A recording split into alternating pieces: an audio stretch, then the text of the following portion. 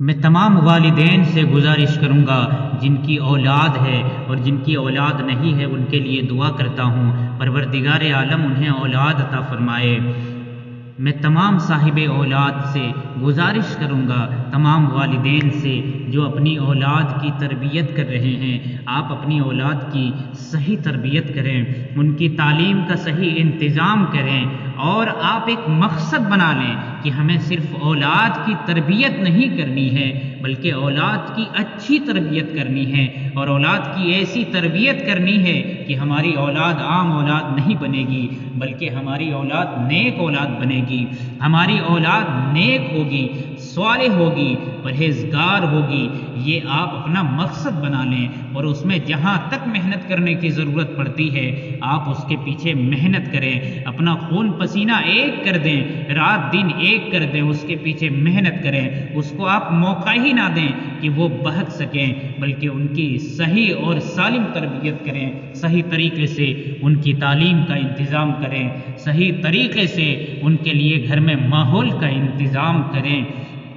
یاد رکھیں یہ وہی نیک اولاد ہے جو دنیا میں والدین کے لیے راحت جان بنتی ہیں اور آنکھوں کی ٹھنڈک کا سامان بنتی ہیں، بچپن میں ان کے دل کا سرور بنتی ہیں، جوانی میں آنکھوں کا نور بنتی ہیں اور والدین کے بوڑھے ہو جانے پر ان کی خدمت کر کے ان کا سہارا بنتی ہیں۔ پھر جب یہ والدین دنیا کو چھوڑ جاتے ہیں، دنیا کو الوداع کہہ دیتے ہیں تو یہ سعادت مند اولاد اپنے والدین کے لیے بخشش کا سامان بنتی ہیں، ان کے لیے دعائیں مغفرت کرتی ہیں، جیسا کہ نبی کریم صلی اللہ تعالی علیہ وسلم نے ارشاد فرمایا ہے جب آدمی دنیا سے چلا جاتا ہے، جب آدمی مر جاتا ہے تو اس کے سلسلہ اعمال منقطع ہو جاتا ہے، ختم ہو جاتا ہے، سوائے 3 کاموں کے کہ ان کا سلسلہ جاری رہتا ہے، ایک صدقہ جاریہ، دوسرے وہ علم جس سے فائدہ اٹھایا جائے، تیسرے نیک اولاد جو اس کے حق میں دعائیں مغفرت کرے۔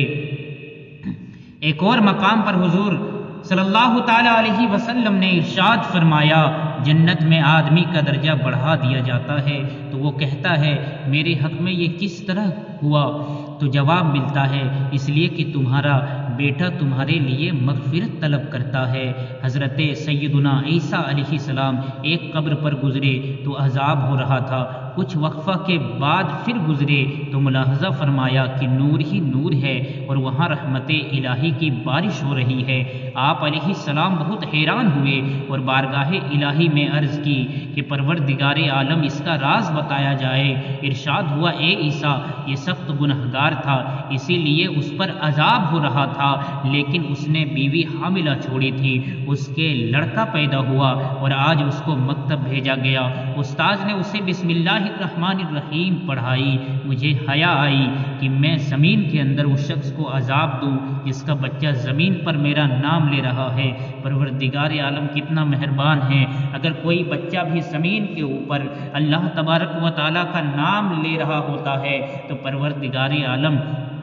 اس کے نام لینے کی وجہ سے اس کے والد کے قبر کے عذاب کو ختم کر دیتا ہے، اور صرف عذاب ہی کو ختم نہیں کرتا بلکہ عذاب کو ختم کرنے کے ساتھ ساتھ وہاں نور کی برسات فرما دیتا ہے، وہاں رحمت الہی کی بارش ہو جاتی ہے۔ یہ ہے پروردگار عالم کا کرم۔ اللہ تبارک و تعالیٰ کی رحمت سے امید رکھیں اور ہمیشہ محنت کریں، اولاد کو صحیح تعلیم دیں اور اولاد سے امید رکھیں کہ وہ کامیاب ضرور ہوگی۔